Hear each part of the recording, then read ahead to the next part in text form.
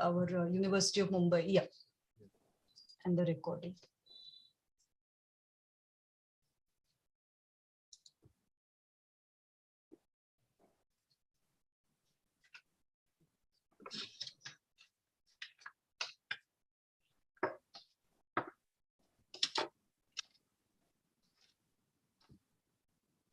Yes. First of all, a very warm welcome to all the dignitaries and today's resource person, chairperson, resource person, Dr. Jyoti Atwal ma'am from JNU. Today's seminar's chairperson, Professor Dr. Sonali Pendekar ma'am, the principal from Mulund College of Commerce, Autonomous Mumbai. My respected Dean, Professor Dr. Rajesh Kharat sir, Associate Dean, Professor Dr. Manjari Kamath ma'am, warmly welcome for this seminar. Also, I warmly welcome to Professor Dr. Lalwani madam, Professor Dr. Nita Khandpekar ma'am, and other my all dear professors from the affiliated college who joined here for this special occasion. On the occasion of celebrating Azadi Ka Amrit Mahotsav, with the permission of and the guidance from our esteemed authority, Honorable VC sir, Honorable Pro VC sir, Honorable Dean sir, Professor Rajesh Kharat sir, Honorable Associate Dean of the Humanities University of Mumbai, Professor Manjari Kamath ma'am.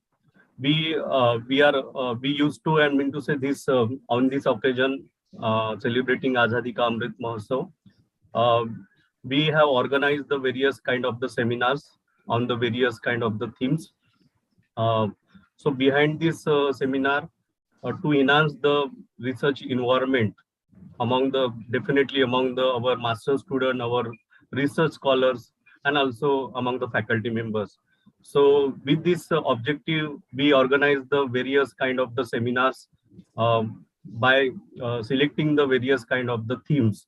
With collaboration, of course, I am very much thankful to Professor Dr. Rajesh Kharat sir, giving a very valuable guidance and collaboration with School of International Relations and Strategic Studies, University of Mumbai. Due to time constraint, I will stop here. But once again, I warmly welcome to all the dignitaries, all the chairpersons and resource person of this seminar. Over to now, I would like to request Professor Dr. Rajesh Kharat sir, Dean, Faculty of Humanities, and also IC Director, School of International Relations and Strategic Study, University of Mumbai, for giving introductory address on this occasion. Yes. So good afternoon, everyone. It's not an introductory lecture or something like that.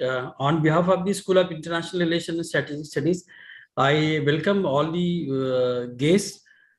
We thank you, Professor Sonali Pendekar Madam, Principal, Mulund College of Commerce, for accepting this very urgently to chair this program, because her presence will make a difference, and we are really eager to hear her contribution in the areas on which Dr. Jyoti Atwal ma'am, she's going to say a few words. So I thought we can have a very vibrant discussion. This is only small expectation from the whole guest or the panel. That's all. Thank you once again for allowing me to say something. Thank you, sir. Thank you very much. Now I would like to request Professor Dr. Manjari Kamath ma'am for introduction to the today's speakers and esteemed chairperson of the seminar. Thank you so much. Dr. Sonali Pendekar, chairperson of today's e-seminar. Dr. Jyoti Atwal, our speaker for today. Dr. Rajesh Kharat, the Dean, Humanities and IC Director of School of International Relations, Strategic Studies. Dr. Prakash Masram, my colleague, IC Head, Department of History, University of Mumbai. all the faculty members of the Department of History and of the School of International Relations Strategic Studies, my colleagues from the university who are here, Dr. Khanpekar, Dr. Lalwani, Ms. Rana, and others, colleagues from all the departments of the university, and my colleagues from the autonomous and affiliated colleges of the university, invitees, friends, and students. It is my pleasure to briefly introduce our chairperson, Dr. Sonali Pednekar. Dr. Sonali Pednekar is Principal, Mulund College of Commerce. She has 35 years of teaching experience. She is also a recognized postgraduate teacher and a research guide. She has attained expertise in the Modi script and has offered consultancy to numerous individuals and corporates. She has completed several research projects funded by the University of Mumbai, UGC, and the Government of Maharashtra. She has been awarded the Sir Dorabji Tata Postdoctoral Fellowship. She has been the recipient of several awards. She has presented over 50 research papers at various national and international conferences, and she has more than 40 publications in research journals and has authored 10 books. She has been invited as guest speaker resource person by many colleges and organizations. She has also featured as a subject expert of multiple episodes of 4 serials telecast on Epic Channel. It is now my privilege to briefly introduce our speaker for today, Dr. Jyoti Atwal. Dr. Jyoti Atwal is Associate Professor at the Center for Historical Studies, School of Social Sciences, Jawaharlal Nehru University, New Delhi, and Adjunct Professor at Department of History, Faculty of Arts, Humanities, and Social Sciences, University of Limerick, Ireland. She specializes in gender history of India in the colonial and post-colonial contexts. She recently edited a book with Yunan O'Halpin titled India, Ireland, and Anti-Imperial Struggle, Remembering the Connaught Rangers, 1920, funded by the Embassy of Ireland, New Delhi. She is co-editing a book with Chiara Bretnack and Sarah Ann Buckley on Gender and History, Ireland, 1852 to 1922, London Routledge, forthcoming. Her other publications include an edited volume on gender and violence in historical and contemporary perspectives, Situating India, London Routledge, 2020. She has authored Real and Imagined Widows, Gender Relations in Colonial North India, New Delhi, Primus Books, 2016. Dr. Atwal has been a visiting fellow at various universities across the globe. She is on the editorial board of Women's History Review.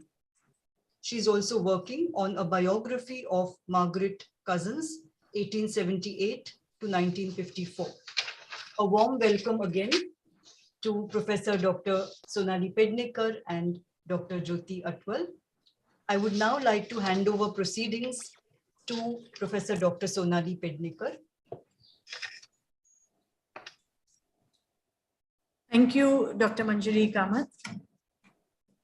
A very warm good evening to Professor Dr. Rajesh Kharat, the Dean of Humanities and the IC Director of School of International Relations and Strategic Studies, Associate Dean,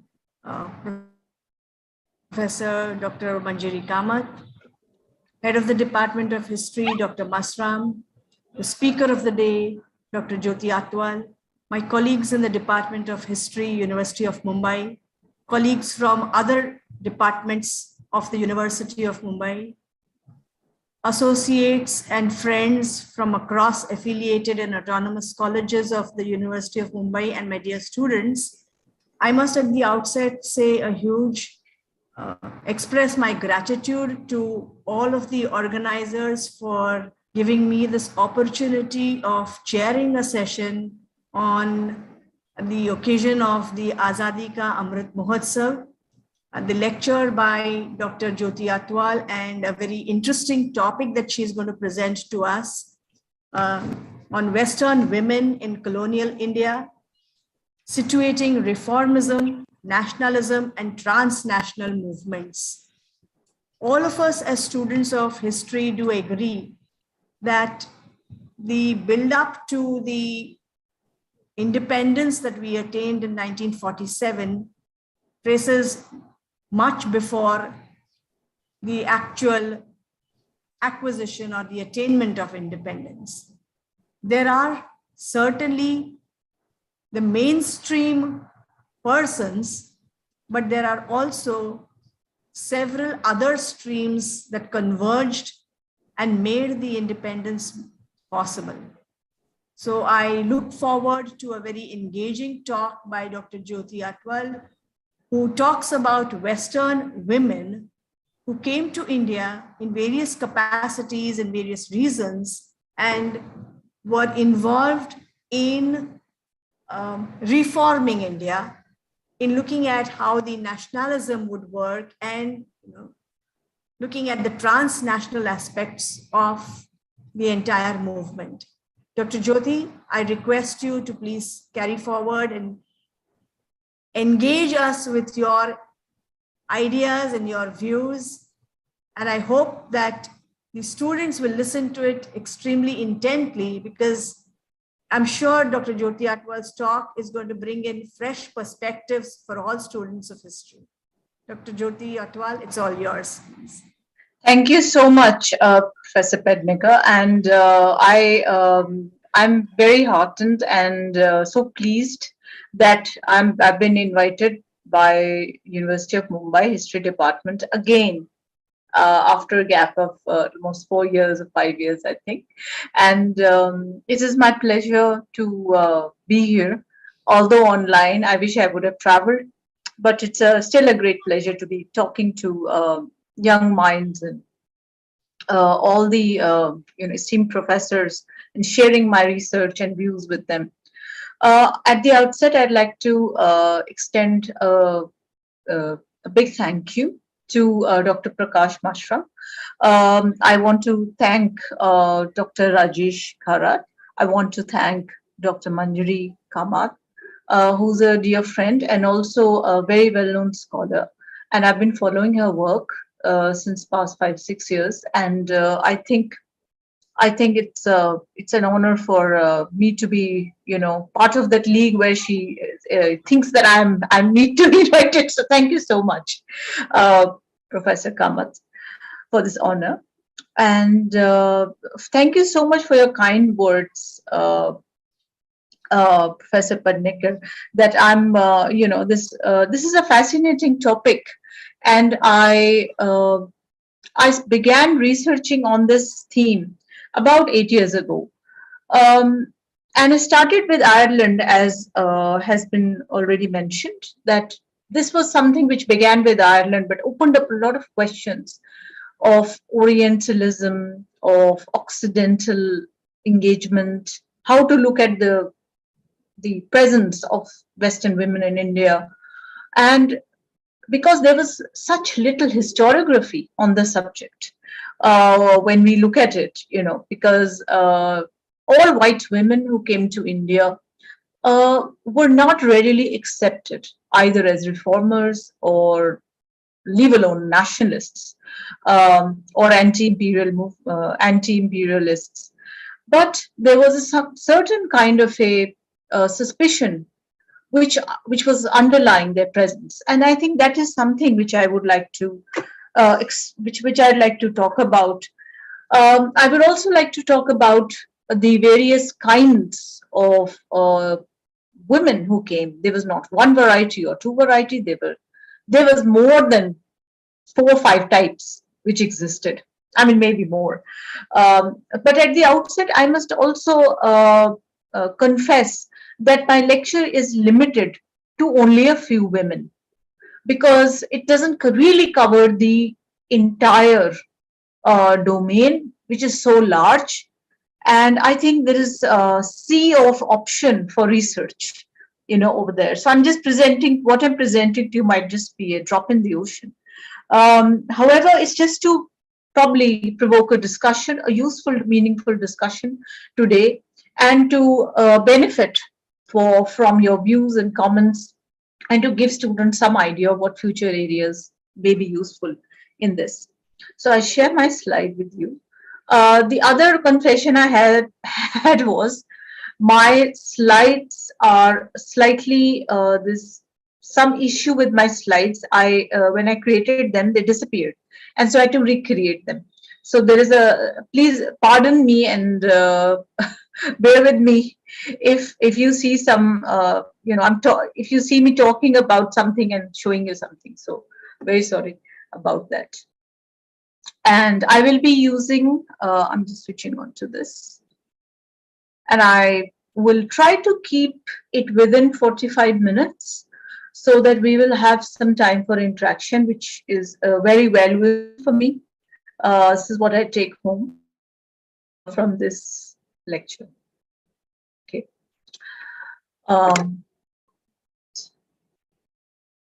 Are you able to see the slides? Are you? Yes. Yes. Okay, excellent. So I'm sorry if it's moved up. I'm sorry I'm going to be on this mode because of some technical issues with my laptop. I hope you're, please bear with me. I hope you're all right with this. Absolutely all right, ma'am. Not an issue at all. Thank you. Thank you so much. So when we talk about historiography on the Western women, yes, there is abundance of literature by Western women who traveled India, and most of it is known to us through travelogues of, personal accounts of women, which are nevertheless, have been written about Flora Steele and so on, which have been very important in our knowledge of what is going on in the minds of the Western women, how differently they see the geopolitical domain of the colonized India and their place in it. So it's not an observation. It is also something which constitutes them in return. This particular, these texts are therefore very important for us, for historians, and not only for the literature, English literature, students, scholars. I think we have really learned a lot from them. However, as we move on, what was simultaneously being created is a domain of reformism. Because when the Western women came to India, they were either wives or of the British officers, and I will give examples of some, and also engage with some of them. Either they were simply, here as part of the Western structure, as the imperial structure, as wives of the officers, the army, of administration, or even very important women such as Lady Hardinge, who was very instrumental in developing hospitals, and not only one but several different kinds of medical facilities. So this was a contribution, one strand of the contribution, which was very, very strongly felt, and it came out of what is called maternalism, maternalistic imperialism. Now, these are terms which have been used by some very prominent historians, feminist historians, to understand Western women's presence in India. And this is Barbara Ramasak and Strobel and Nupur Chaudhary's work that I'm referring to. I'm again sorry, it's not here due to, I'm sorry, there's Nupur Chaudhary's work, but there's I'm missing in that slide again because of some disaster that has happened with my slides. But I will be talking about, these are some of the most important historians who have contributed to the field, but they're very limited. This is an extremely limited work that we see. So while we connect these dots, there's some structure which seems to appear by the late 19th century, that many of these women who come to India are already questioning some of the policies of the British Empire. We see even during the Sati, the 1820s, when the Sati debate goes on, we can see that so many of these women, especially the missionary women in England, they petition in favor of the ban on Sati. Now, that can be seen as part of the colonial project, the ban on the Hindu tradition of Sati, which was very controversial and which was very, it wasn't an easy thing for the British to do. It was a very cumbersome thing. In fact, the last thing they wanted to do at that point was ban it. They were managing it. They were controlling it. They were calling it voluntary Sati or involuntary Sati. So that debate, we take that from that debate and look at how the Western women were already aware of the geopolitical domain of India as to what was happening in India.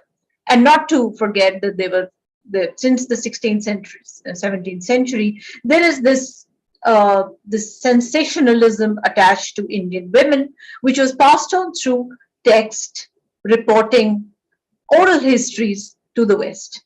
So these women, of course, became, for example, Sati was well described in so many texts. I've discussed this in my book, in Real and Imagined Widows, extensively. So I won't go there. But then when we move on to further the 18th century, we see prostitution, which comes up as a question of reform.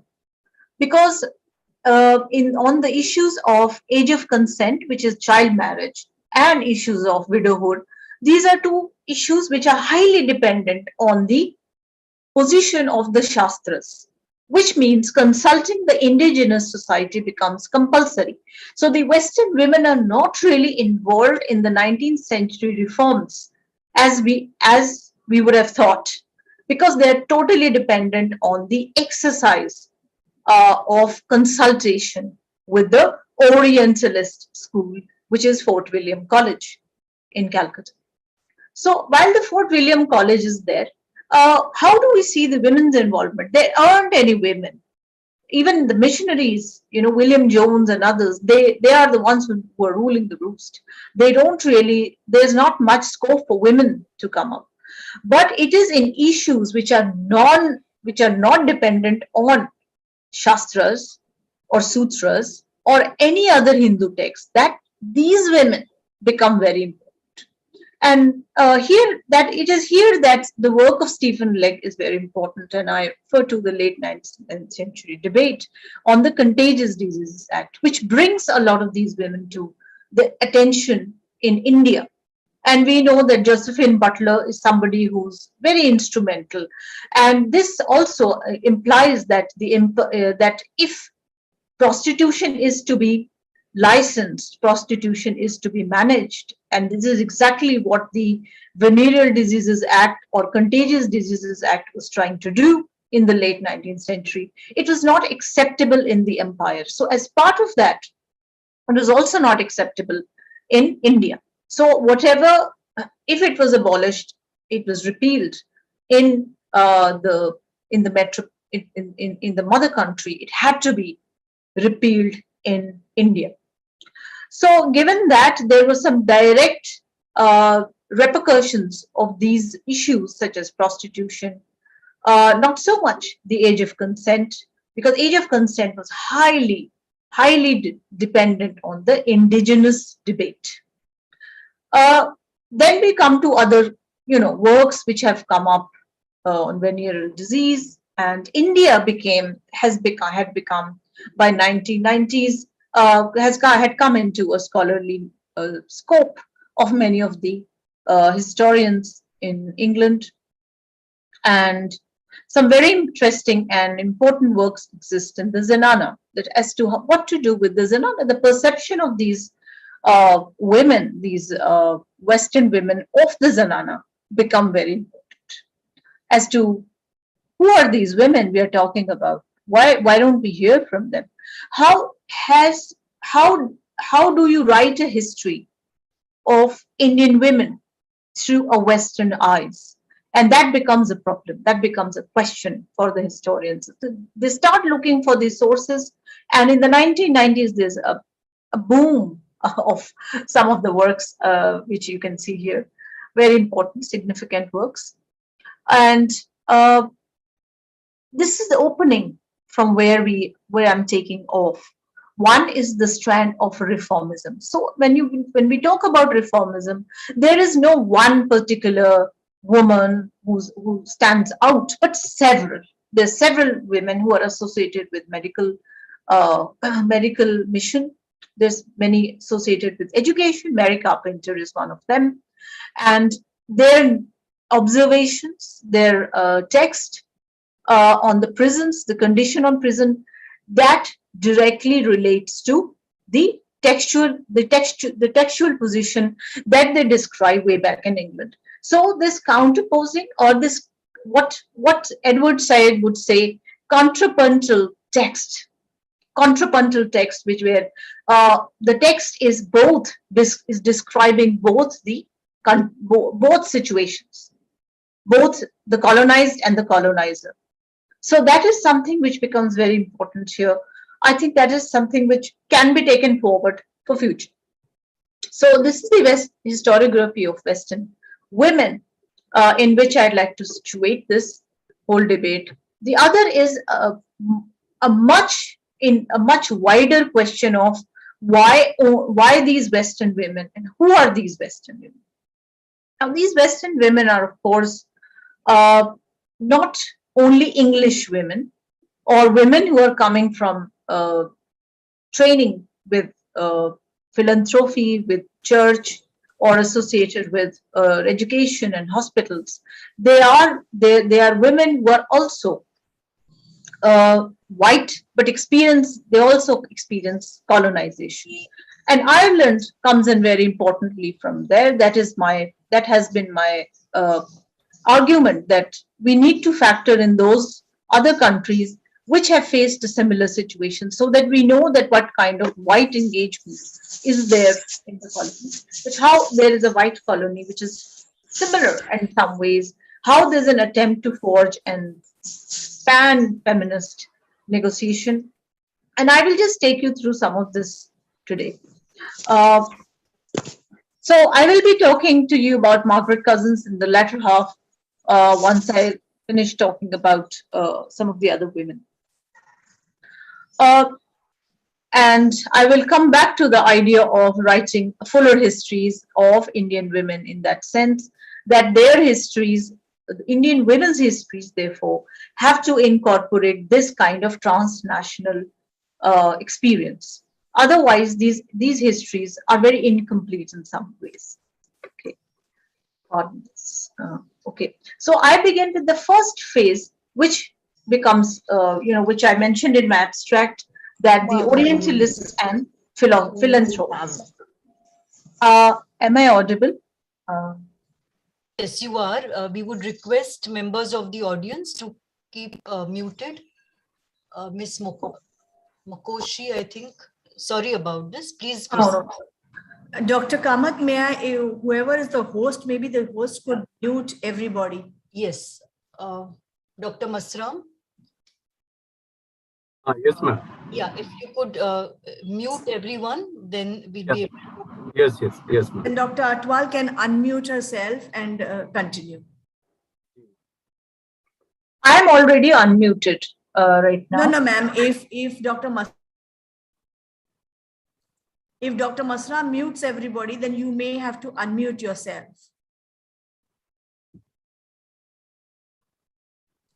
Please continue. Okay. Yeah, this is fine. Can you all hear me? Okay. Yes, we can. Yeah. So there are some eastward bound engagements, and the first ones start even before 19th century. But in the 19th century, as I mentioned, the reformist work was deeply steeped in the Orientalist framework and philanthropic framework.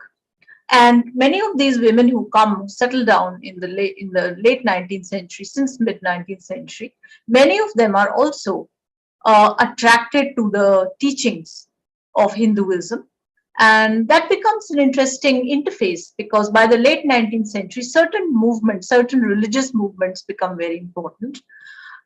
Hinduism as becomes more universal under Vivekananda, and Swami Vivekananda, when he goes out to Chicago, his famous address, therefore, is appeals to the West as a universalist idea.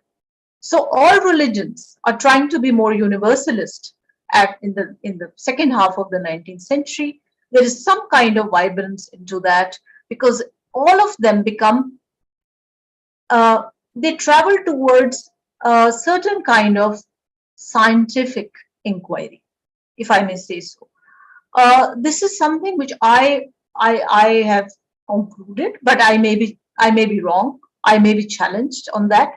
But I have a feeling that towards the late 19th century, new religious movements, which were world movements, appear. And Hinduism stands to become one of them. As we can see, vegetarianism is also something that is promoted by Hinduism in Ireland, England.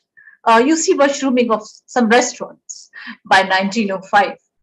And to my surprise, I just thought they were so, interesting that, vegetarianism should be only a Hindu idea for them. But it really caught on and brought home some of the very important women like Sister Nivedita, who came as a disciple of Swami Vivekananda, and she was Margaret Noble originally, who was born in Ireland, but she was trained in England, and it is there that she heard Swami Vivekananda, and then, followed him back to India.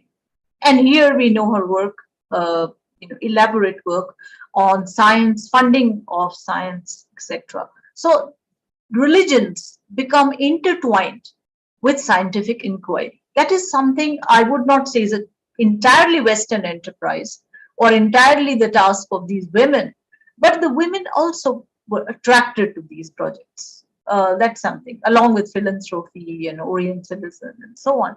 Very exciting time where all culminates into some kind of reformist nationalism towards the second half of the 19th century. And we see emergence of women who are very textual, who are very, who are women who are like women from novel. For example, Bankim Chand's characters in his fiction. So we see this is all coming together, becomes a kind of a different notion, a certain kind of notion of the nation is developing around this time with the help of something more universal than just colonial experience or simply just presence of white women here. So while they were white, they were also very orientalized, and they also tried to, there was also the Occidental that could not be taken out. I'm myself not in favor of using these terms, that they don't operate in those strict compartments, Oriental and Occident. But as we know, but we have to engage because of Edward Said's big intervention, debate about culture and imperialism. So we are bound to stand into that cultural domain as, how many cultural experiments were there.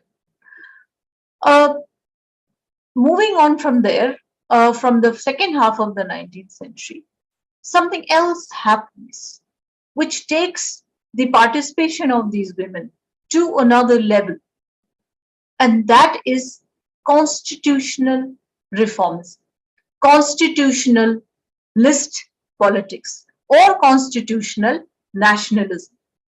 Now, the meaning of constitutional nationalism is that there are representations regarding inclusion in in the government, executive or legislature, and it is not a demand for complete independence. A home rule is not a demand for complete independence. It is basically self-governance, but actually giving actually by asking some important heads to be transferred to the indigenous people rather than all be kept with the colonial state. So it's a very different kind of domain from the 19th century, and the leadership here comes in the hands of Annie Besant, again a very important person, and her interestingly her religious engagement remains very high because she is founder of the Theosophical Society, as you all know. Theosophical Society again is slightly more complex form, and I will just simply take you to some of the slides which I have here.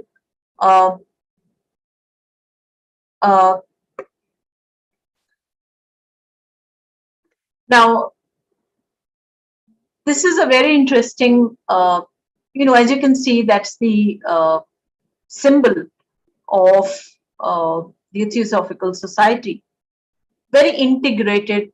It covers swastika, it covers cross, David star, and in other representations also the crescent, the Islamic crescent. So it is it connotes a certain kind of religious universalism rather than religious exclusivism.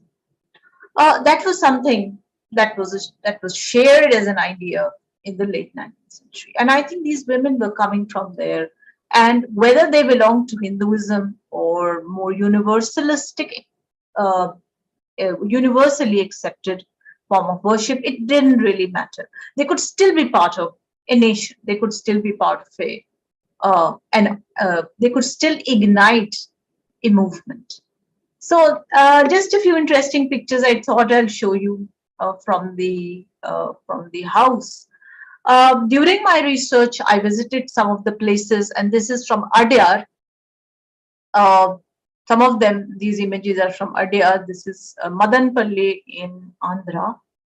And so these would be some of the places still owned by the Theosophical Society, because there is still the school there, Theosophical College, which is still very strong. There's a Kalashetra, which is very strong. Again, entire school of music, entire school of art, and that comes out as a result of the shared idea of the Renaissance. Now, what is this Renaissance that we're talking about? How these women are involved in the Renaissance, which is very interesting. So Theosophical Society, as you know, very internationalized domain, very internationalized, founded in New York by Madame Blavatsky. And it does not promote any one religion, but it talks about 4 or 5 main values of universalistic type. That would mean they would believe in humanism. They would believe that all religions have humanism. So these are basically humanism, values of humanism, universalism, and so on, which would be, in any intellectual history that you pick up, any work, you'd see these are the values of the 19th century that we come across, especially when there is dissatisfaction with forms of Christianity. Anything which has gone and shown, signs of conquest was not considered peaceful. So either it was Islam or Christianity.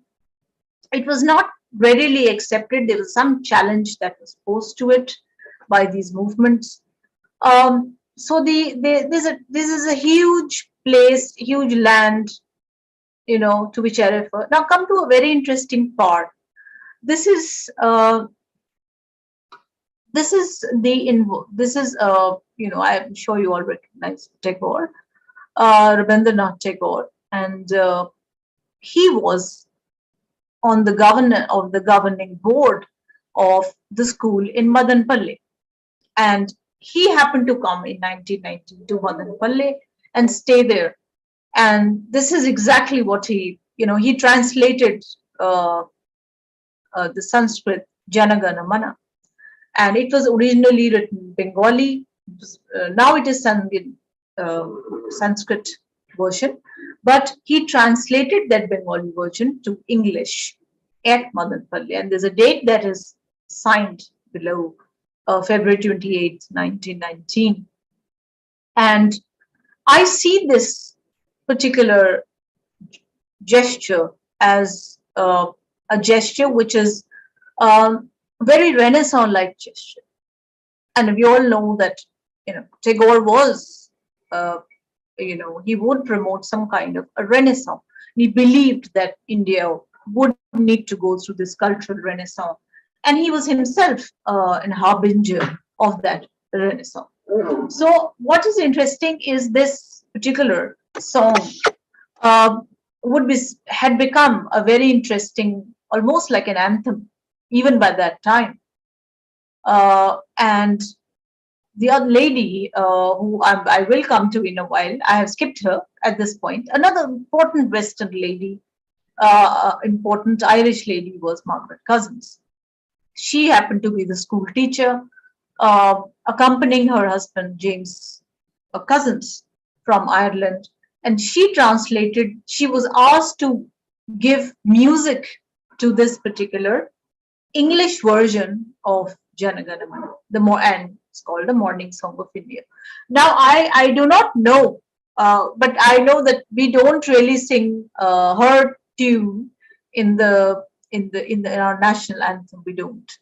But it would be interesting as a subject of research to find out as to what was this and who sung it, where was it sung. This, if she gave music to this, then who basically sung it?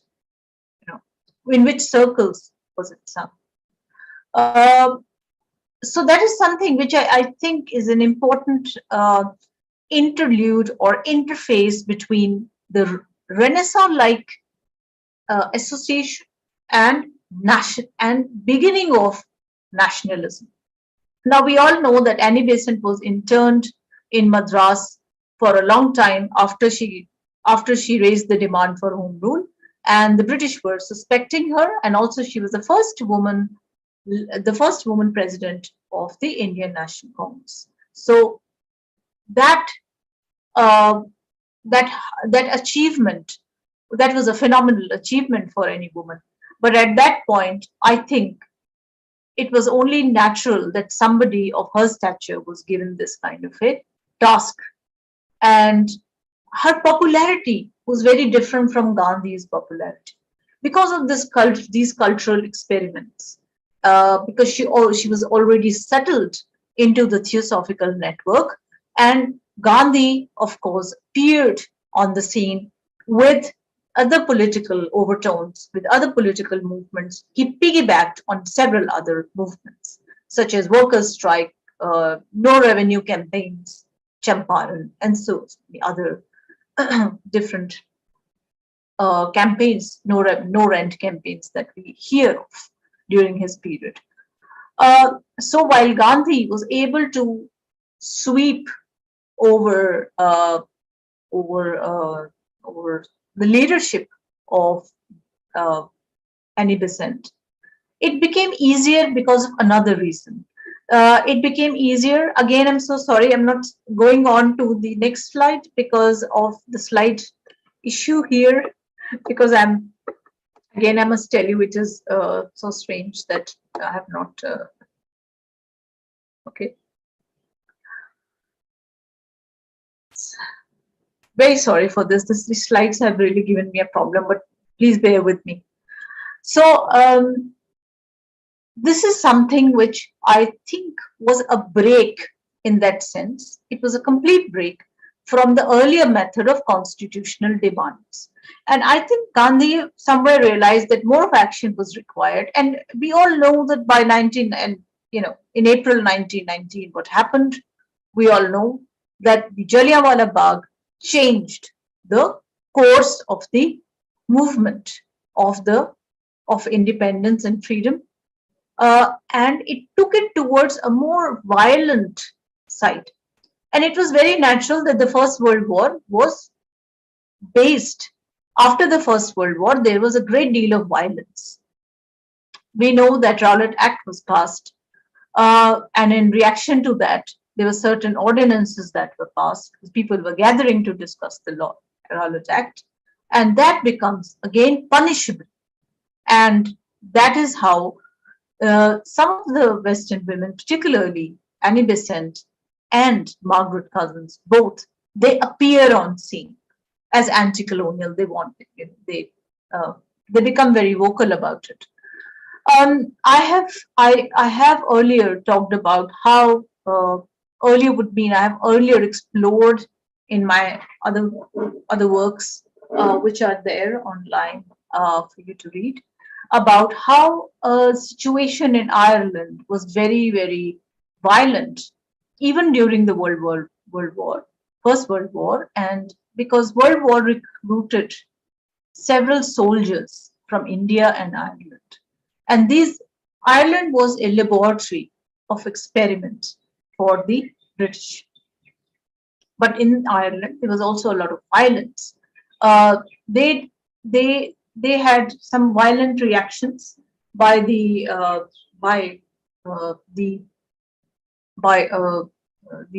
revolutionaries, and Easter Rising was a very important phenomena. April again happened in April 1916 during the World War I. So World War I was a period when all the movements, freedom movements, became very active. And in between that, there was some other things that were happening. I'd like to share with you one piece of research which I came across, which I have done, and some names some additional ideas for future, which you might get from this. Now, along with this, there was also the idea of pensions.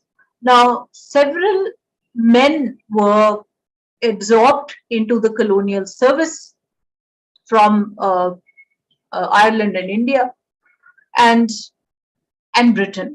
And these were recruited from poorer families, families which were not, very organized. And however, there was a chunk, a section of the wives who were also known as Partha Wives. Now, Partha Wives would be wives of slightly higher grade officials. We really don't know the details, but there is a lady I came across, Eva Maribel, who in 1919 writes about a 40-page pamphlet on Partha Wives of Indian soldiers. And I thought that was a great text. And I later, in the British Library, I found records of Eva Maribel, petitions given by her for Indian women's allowances. Because if the Indian woman became a widow, it was again a question of how she was to be treated. Was she to be treated like her like her English sister or not? Was she any different? So this kind of sisterhood was also emerging at the same time. I'm not trying to point out in any way that all British women become very interested in the question of Indian women. No. I'm just pointing out to some instances where these alliances were visible, and I'm sure there are many of them which are waiting to be found. So I found one of this, and I think somebody is already working on this after seeing the name. So somebody in the Imperial War Museum, one of my friends, is working on this, Eva Maribel papers, as to how this alliance was how the arguments were being made for equality of the Indian widows with the British widows in terms of giving pensions, because pensions were not easy to get, as you know, and the men who were mobilized were not given a promise. They were just paid salaries, but not allowances. Now, in order to recruit more men, one had to offer more allowances for this purpose. And this is something which we see here. These kind of advertisements would be, this kind of pamphlets would go around. This pamphlet is from Ireland, from a colonial Ireland. It is not from in India, because in India, people wouldn't be able to read. Indians would not really read this, and that would be hardly a manner in which they would learn about the pensions or allowances. But generally, it was the pensions were not the alluring factor. It was just the salary which was paid to the soldiers, the assurance of a salary. And of course, we know the problems with recruitment, because the British also measured, categorized, ghettoized certain kind of castes into healthy tribes and non-healthy tribes. They were categorizing people into more fit race and unfit race, weaker race, stronger race. The knowledge creation was very, very problematic. The knowledge base of the British. We are aware of that problem for sure. Moving on from there, I would like to immediately turn to another instance, another story on Margaret Cousins, which I think I'll talk about for 5-6 minutes and then stop there after that. Now we also see engagement of some of the women with by being inside the courtroom or administration. One of the most interesting accounts is that of Margaret Cousins, who is an Irish lady, trained to be a suffragette, and she briefly acquires a seat to be the first woman magistrate of India at Sitty Debate Court in Madras. And Sitty Debate Court is still there. If you go there, you can see it's still red building, very nice, still functional. So she happened to be the first woman magistrate of this place, and she was deciding on some criminal cases and so on. And as you can see, seated, this is her seated in the middle with a hat, with a garland, and this was her welcome that she was given as a magistrate. And with her are seated some of the locals. There are no white men sitting with her. There are only these brown men. That is a very interesting sight. The bench is not at all white. Why and how could this happen? It could happen because Travancore at that point was a princely state and had some power and say in the functioning of these courts. So some power was embedded in these local men who were very rich, very able, elite, royal. They had asked Margaret Cousins that, would you like to become the first woman magistrate of India? And this is 1923. By 1923, Margaret Cousins had already become a Gandhian nationalist.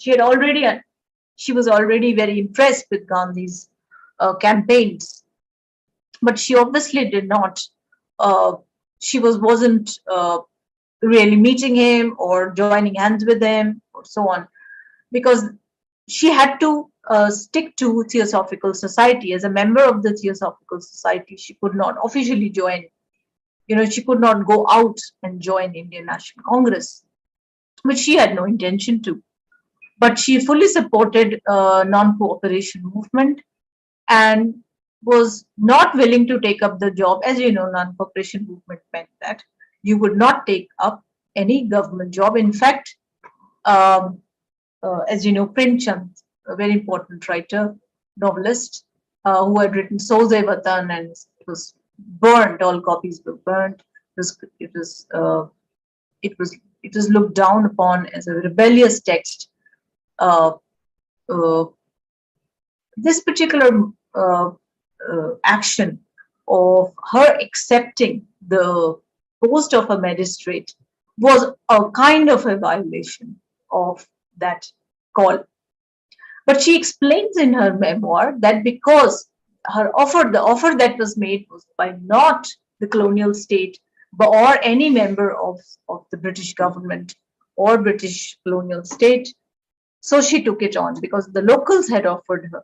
So that's an interesting take. She's very aware that she should not be taking this job, but she's at the same time, telling this. And I find her interesting because she worked readily with women. Here she is in 1930s with Muthulakshmi Reddy and Nehru. And she's somebody who has a very good, strong association there with the Indian women and West and Indian local Indian women. The question that is often asked is the tension between nationalism and feminism, and to what extent how do we locate their knowledge of caste diversity in India? I think that is a very important question, and we need to write a text where we are able to look at the question of caste from a very different Occidental perspective, if I may use Sadian language, and which is always, I always turn anti-Said when I use Sadian language, because I find that so problematic, but can't resist it. So to end this particular talk, I would like to assert that 3 points that I started with, that Orientalism became a starting plank with which women were associated, with which women, they observed, they found great pleasure in writing about the other and the practices of the other. And therefore, those texts became the reality. Those texts gave them not only information, opinion making, but also constituted their own identity in turn. And so this contrapuntal method was very interesting. Mary Carpenter and others were the first generation who came. They were, of course, again, the Irish missionaries, the Lorettos, which stepped in around that time, and they were silently into the working themselves into the Indian society and integrating them into Reformism. And we all know that by the end of the 19th century, we also have a lot of data from King Edward College in Lucknow and different Elphinstone College in Mumbai about this situation, about the maternal deaths of women. So the argument for raising the age of consent also becomes stronger with the coming up of the hospitals. But interestingly, it is the indigenous reformers who actually take up the matter. And in India, the Indian women themselves, educational question was had a far more significance in India, since we see even Savitribai Phule, who was a great leader and pioneer in that sense. We see Pandita Ramakrishna Saraswati. And Western India, particularly Maharashtra, I always hold in great esteem for carrying these reforms, for being the harbinger of some of these reforms. Not that they didn't happen anywhere else, but the kind of integration in one area is amazing. When I read Tarabai Shinde and others. So it is this indigenous texts which probably reached the Western women, and the Western women's text probably reached these women. Probably there was a bit of a gap, and the timing and the period were probably disconnected. So coming to the question of transnationalism, I would say very quickly, this is one of the photographs. I go back again to 1913, Ireland, and here it is this, the women were, of course, we have a lot of literature which has emerged around transnationalism now, how women celebrated and wrote down and remembered their going to jail. Now, why to go to jail? For the rights. And so by going to jail, asserting their constitutional right of being a political prisoner inside that becomes very important. This is one method which is taught, which is handed down to the women prisoners of colonial India, such as Sarojini Naidu, Kamala Devi Chattopadhyay, Lakshmi Reddy. They all absorb this methodology of demand of the constitutional rights once you enter the jail, treatment by them. Now, that of course gives a lot of agency and voice to the, if we take up the caste question, yes, there was some kind of invisibility of the lower caste women here. But I would say a lot of research needs to be done to see how the notion of nation was not limited to just women who were fighting for independent India, but also for independence as an idea. Thank you very much.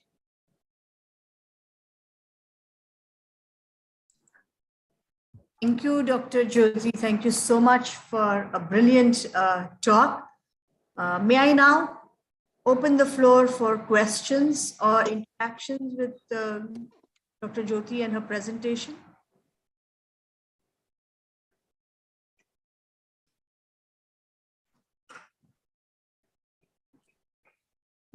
Professor Kamath, would you like to? I think we'll, it would be nice if our students, scholars, Yes. and then of course we can join. Yes. Yeah. Any of our young students? In fact, through your entire presentation right now, you've opened a lot of areas that young students can look at to tap as potential research areas. And I wish students who are logged in today can think on those and maybe open a discussion with Dr. Atwal Rao. I would really welcome a lot of questions from the younger, yes, and non-research also. Please don't hesitate. Anything, ask a very stupid question. I don't care. It'll be good. There are MA students here. There are PhD students. Yeah. Please feel free to. Yeah, students, please. Yes, please. Priyesh, you may of course unmute yourself and ask, please. You can put up your questions on the chat box if you would like. Priyesh, are you there? Would you like to talk? I think he's muted. Yes, ma'am. Yes, ma'am. Yes, we can hear you now. Please go ahead. Audible. Yeah. Thank you very much, ma'am, for this wonderful session. My name is Priyesh Raghavan, and I am a doctoral student from Department of History, Mumbai University. Ma'am, it was very fascinating to hear what you said about the women from the Occidental zone coming to the Oriental land and giving their bit to the Indian society. But my question here is, ma'am, what was the thing that fascinated these Occidental ladies like Annie Besant or Bhagni Nivedita, all these people, they came to India, and why they selected only India and why not any other Oriental countries as such? This is my question to you. Thank you. It's a very good question, Priyesh. Very good. It's not like they didn't go to the other country. There were lots of women who went to Japan, who went to China, and some of these women, for example, even Margaret Cousins writes a woman, not Asian womanhood, writes a book on Asian womanhood. She doesn't conceptualize only Indian. She thinks there is something about Asia, and that these women, because of their fight against the culture and custom, they're so trained now. They will also overcome colonialism. That is the main argument. And I'm amazed at the observation of some of these Western women. So I'm not suggesting that they didn't have anywhere to go. It's just a coincidence. In case of Margaret Cousins and in case of Annie Besant, you see, she became the president of the Theosophical Society. The headquarters were in New York, and then they were thinking of shifting to another place. So while they were negotiating in many places, well, they thought this Raja was giving them a land, and this nice Adyar River, full, beautiful. When you go to this place, it's absolutely stunning beauty. The river is of course dried down now, as many other things have, due to the geographical issues. But it is amazing how such a huge piece of land was given by the Raja of Travancore at that point of time. So it's interesting how it was not possible for them to do things alone. There was some fascination which they saw here. Also the purpose of education, that was one thing. Women's upliftment, you know. Of course, those things came in when Annie Besant moved in here. You know, she had a very brutal experience in her personal life. She was brutally treated by her own cleric husband, who was actually a cleric. So her children had died and so on. She had a very, very miserable personal life. And so the autobiography is also very strange, because autobiography finishes before she enters India. You know, so and she talks about her life in Manchester and all. But the reason that India is so not a chosen place. India happens to be a natural place for these women who think that there's a invitation, they were welcomed here, and they didn't come because they didn't have any other place or something like that. But at the same time, Margaret Cousin came here originally. She was invited she and her husband were invited by Annie Besant because she was a suffragette in Ireland. And what had happened in Ireland, her husband had supported her when she didn't want to be, which she didn't want to be counted in the census. So, and that happened because she was protesting against non-inclusion of women in the home rule demand. So there were so many things. This was very ideological world, you know, they lived in. And at the same time, the husband, who was still well off, he was a novelist, playwright, James Cousins, he didn't get any job. Nobody would give him a job because his wife was a suffragette. And you know, the way the suffragettes were noted in the census in Ireland was amazing. They were listed under along with the infirms, you know, as if they're mad or, you know, something is wrong with these women. Category of these women. So it was easy for them to think of moving out for a while. I'll move on to another question. I hope I've answered your question, Priyesh. Thanks a lot, ma'am. Okay. It gave me a better insight. Thank you very much. Is there anyone else who would like to ask a question?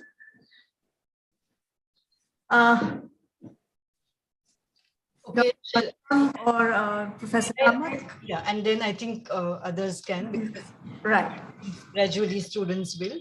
A very interesting presentation, Dr. Atwal, and lots of questions, but I'll just ask one right now, that with regard to Annie Besant and Lokmanya Tilak, as we know that it was the Home Rule movement, and Adyar and the rest of India were areas where Annie Besant would deal with this, whereas Tilak was spreading this in the districts of the Bombay Presidency, the Maharashtra side. I'm wondering, through your research, have you come across writings about their debates, discourse regarding home rule? What I find particularly interesting in, let's say, when I looked at primary sources in places like Sholapur, is that Besant is particularly, close to the business, the mercantile community there. And even when she visits there, she is not so much, interacting with the Congress or the Tilak followers, but more with Narottam Morarji and the mills, the mill owners and so on. So I'm wondering, since you've done in-depth research, on her, have you come across any writings about this in terms of Besant and Tilak, in terms of the correspondence, or any papers which throw light on exactly, how they had proposed to spread this movement? Thank you so much, Professor Kamath. Thank you so much for that question. I must say that I did come across papers. I do have those papers. I'm a little reluctant to talk about them because they're slightly problematic. I have come across a lot of opposition to the Home Rule movement led by Annie Besant. But I'm still to categorize or understand that opposition. I do not understand the alliances that are being forged all over India against her movement. So, in that frame, I think a lot has to be done. And I am aware of some of what you're saying, but I will, like to confess again that I did not do research on Annie Besant, but I do know about her from her autobiography and other kinds of literature on Theosophical Society and her work, but not so much. I haven't really gone deep into the debate. Okay. You froze. I hope people were able to. So I haven't really gone into the full debate because I think the debate is very, very complicated at this point. It shows different disagreements and non-approval as well of a leadership. Right. And secondly, I thank you for that response. And secondly, I'm wondering in general, the Irish women who came here, there were missionaries here who were, Scottish, American, and, there was work going on in educational field and so on. So how does, what is exactly the dynamics which is going on here about missionaries and the women that you have studied who have come from Ireland to India? Yeah, well, there is the educationists and missionaries, which were actually one at that point of time. So Loretos are established in the 19th century with Calcutta as one of the main hubs. But also missions. There is the Dublin mission, which comes in, and so on. And in the tribal areas, and there's a lot of work on there is a lot of work on tribal areas, and there are some. I know of some people who are working on the Dublin mission, Chota Nagpur, and others. But at the same time, it is not this involvement that we see, because like Scottish people would be also doing the same thing. They would also keep to themselves, look at the possibility of conversion. The more. Mostly their aim would be the similar, to get some kind of followership and spread their appeal amongst the locals, which was absolutely seen as, there's nothing wrong with that, according to the British state, the colonial state. That's how it was. But at the same time, I put these women in a different league altogether.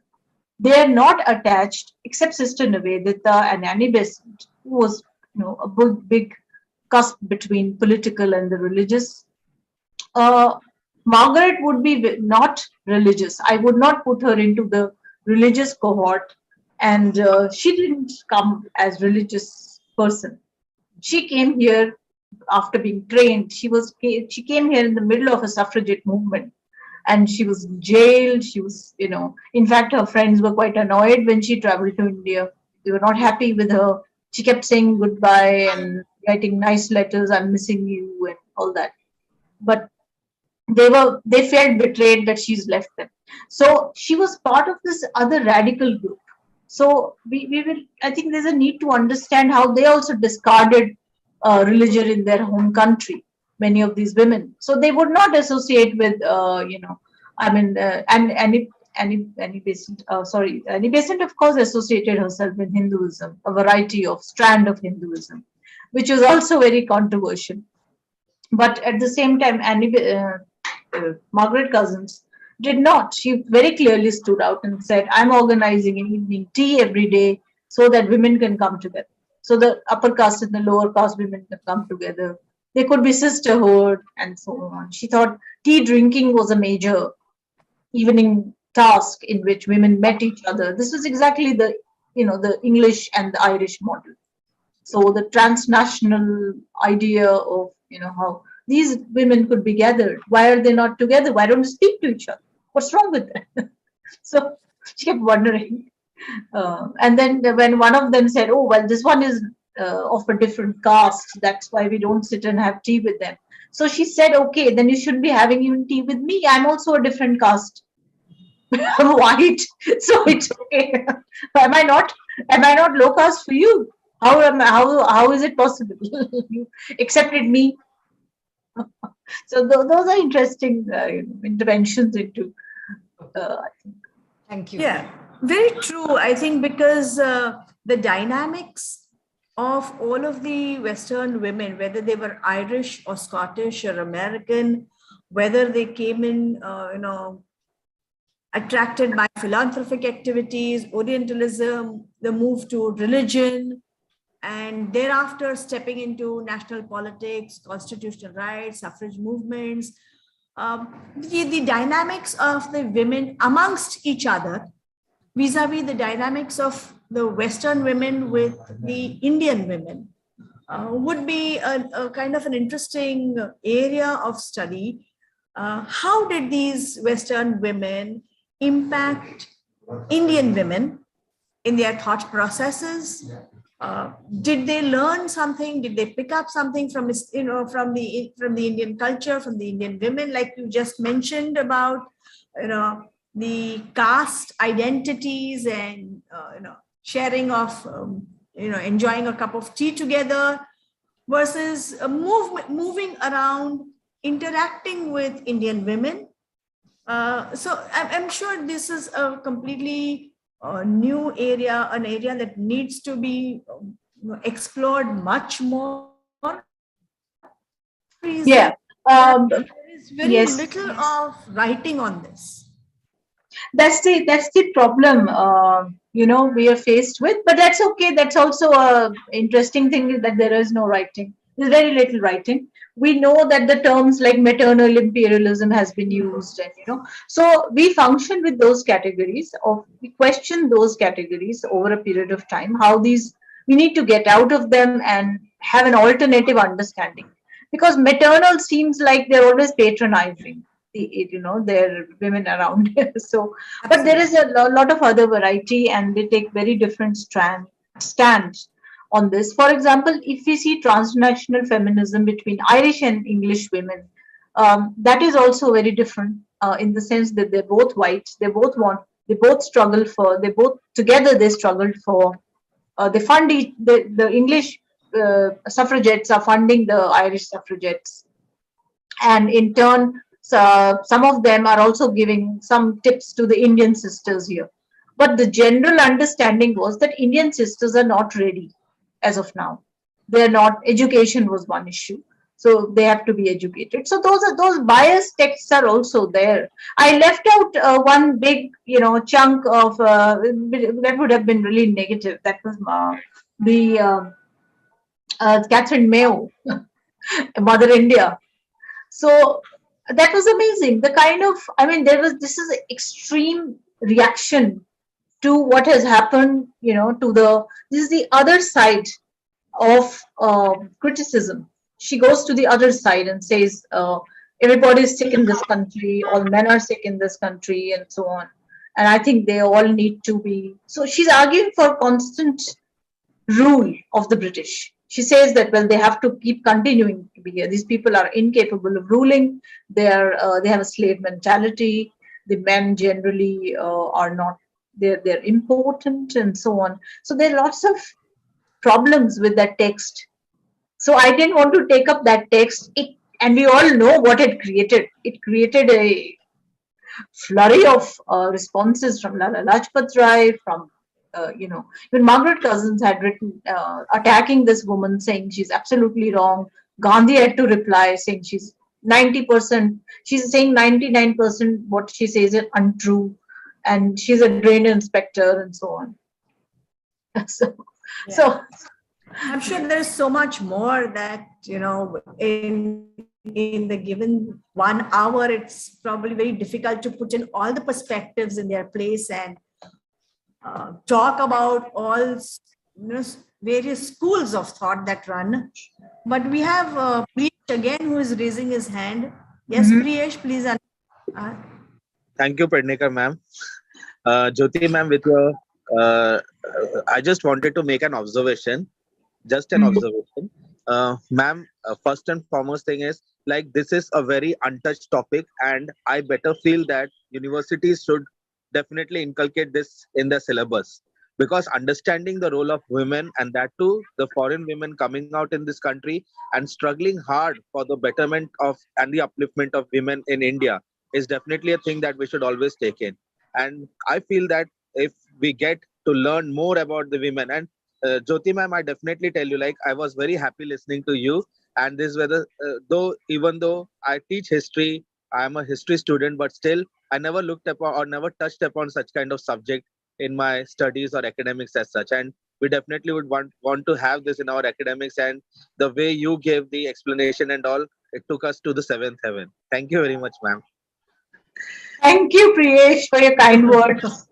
Thank you for your kind words. Dr. Masram, would you like to respond to Priyesh?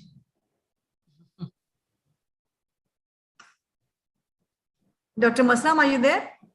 Yes, ma'am. Yes, ma'am. Yes, ma'am. yes. Yes, Priyesh, definitely we will, think about that to incorporate that kind of such a unknown or undiscovered, topics in your.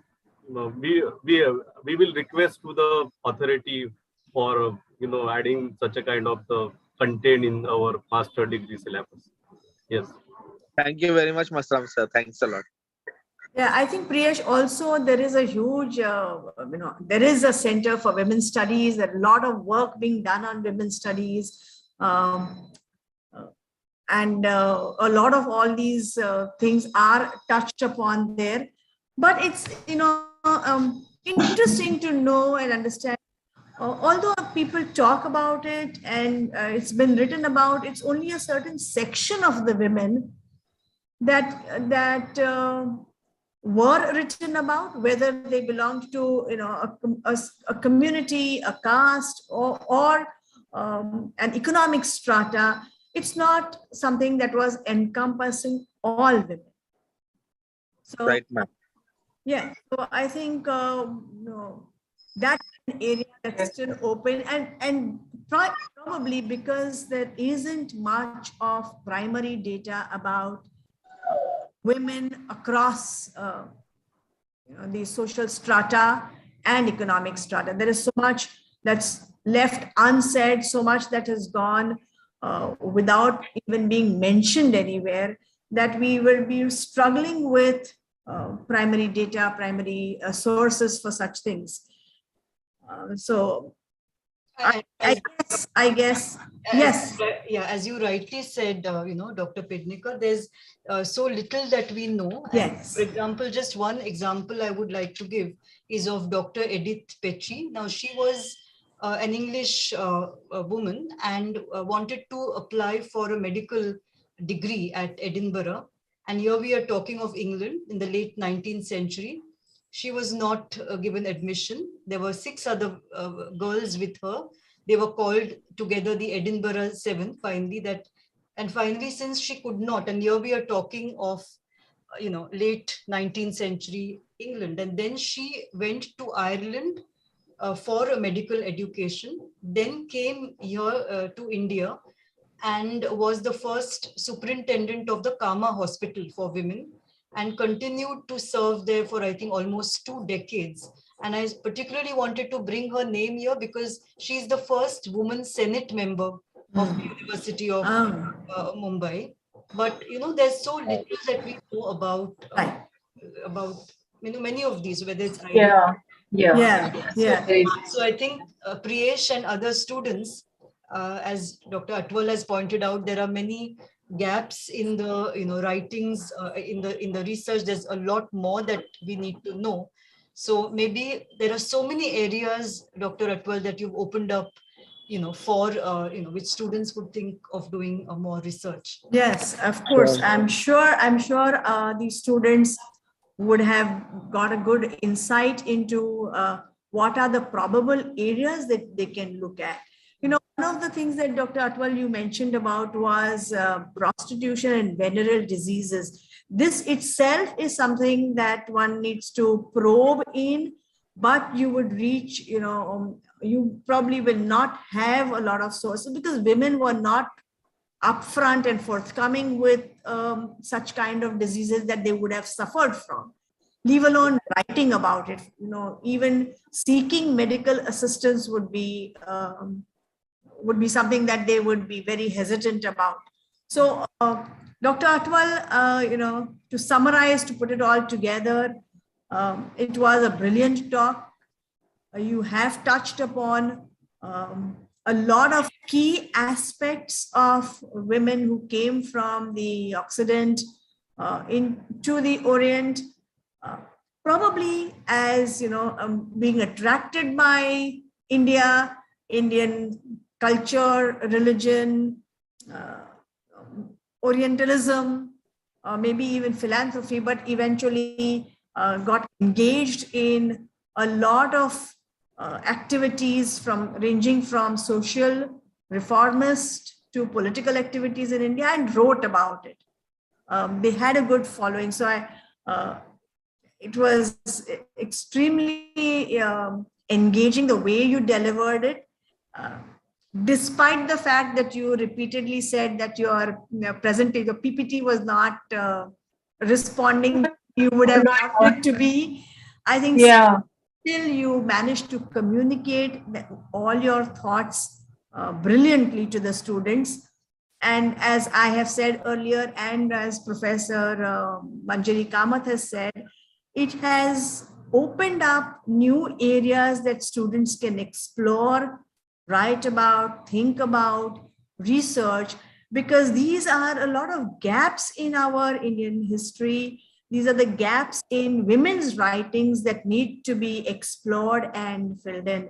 When we talk about writing of history, we talk about subaltern studies, and we talk about voices that were unheard of in the past, in the mainstream of the past, women should play a very prominent role in them.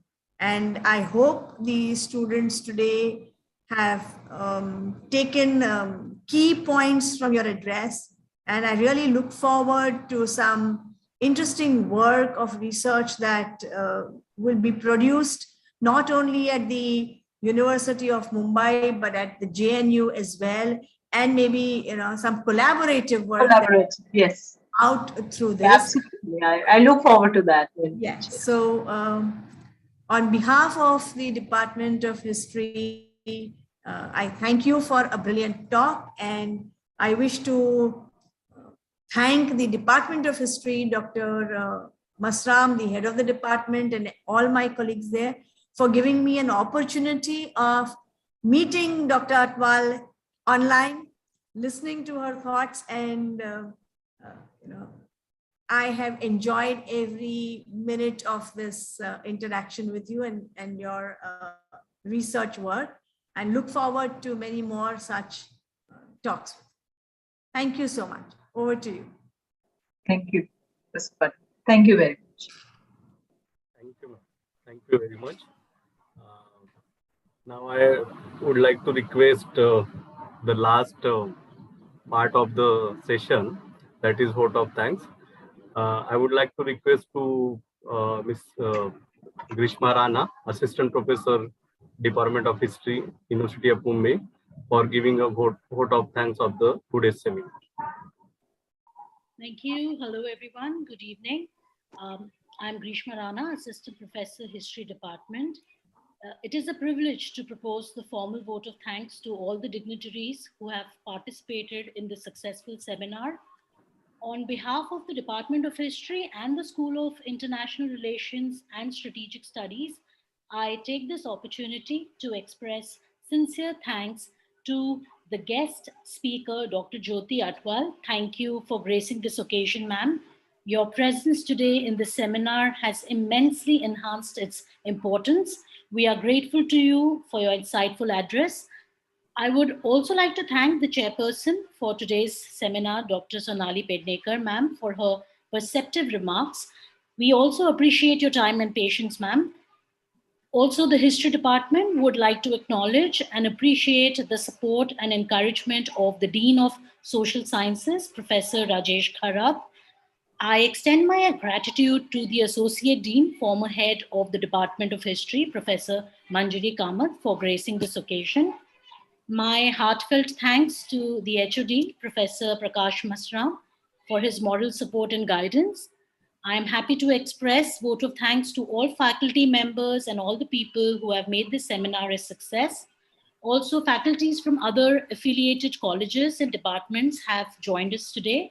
Professor Alone from JNU and Professor Lalwani from University of Mumbai and Professor Santosh Rathore from IDOL have also joined us. So thank you very much.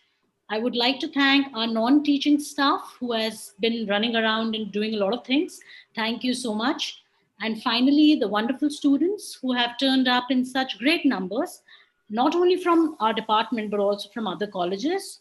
We thank you a lot for your cooperation. Thanks for joining, everyone. Have a nice evening. Bye. Thank you, ma'am. Thank you very much. Yes. Thank you very much. Yes.